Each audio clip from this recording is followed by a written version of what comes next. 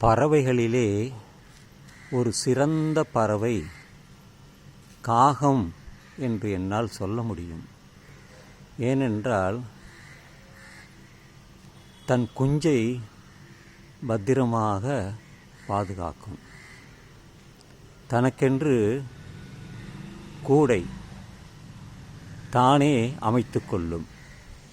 எங்கெங்கெல்லாம் மரத்தினுடைய அந்த பட்டைகள், கிளைகள், சிறிய சிறிய கிளைகள் அதையெல்லாம் உடைத்து தன்னுடைய பல்லாலே உடைத்து கொண்டு வந்து ஒன்றாக சேர்த்து அங்கேதான் முட்டையிடும்.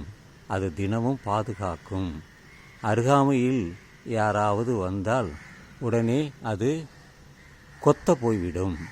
ரெண்டாவது, இந்த காகத்தின் வாழ்க்கையே 10 வருடம் என்று சொல்வார்கள். ஆனால் இந்த காகங்கள் கூவி அழைக்கும். கா கா கா என்று கூவி, ஏதாவது ஒரு பறவை இறந்துவிட்டால் உடனே கூவி அழைத்து எல்லாவும் வந்து அவர்கள் கத்தும். தன்னுடைய துக்கத்தை வெளிப்படுத்தும்.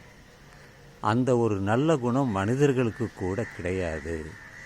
இந்த காகங்களுக்குத்தான் அப்படிப்பட்ட ஒரு குணம் இருக்கிறது.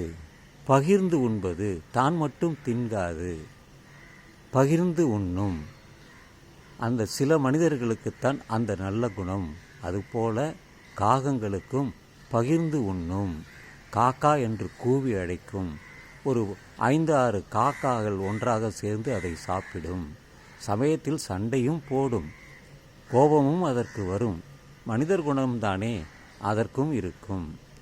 ஒரு பறவைக்கு நீங்கள் உணவையும் அந்த தண்ணீரையும் கொடுத்து விட்டால் அது உங்கள் அருகாமையிலே வந்து பார்க்கும்.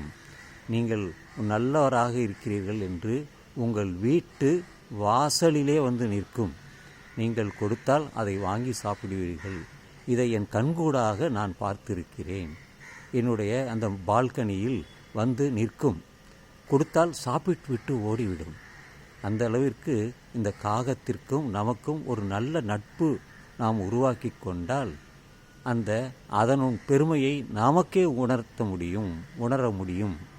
எனவே காகத்தை நீங்கள் ஒரு சர்வபட்சினியாக நினைக்காமல் அதை அன்புடன் நீங்கள் பார்த்து கொண்டால் அது உங்களுக்கு உற்ற தோழன் போல, அதாவது இந்த நாய்கள் போல அதுவும் உங்களுக்கு நன்றியுடன் இருக்கும்.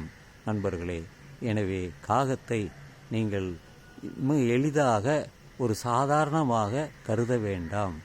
அதனுடன் பழகி பாருங்கள். அதற்கு உங்களால் முடிந்ததை தண்ணீரையும் அதுக்கு வேண்டிய சாதத்தையும் ஏதாவது கொடுத்து பாருங்களேன். நன்றியுடன் இருக்கும்.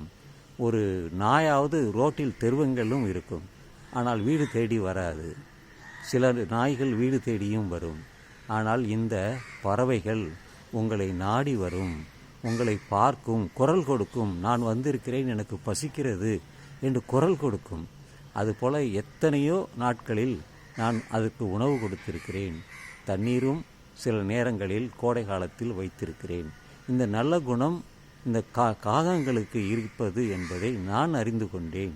நீங்களும் அதை தெரிந்து கொண்டு பாராட்டலாம்.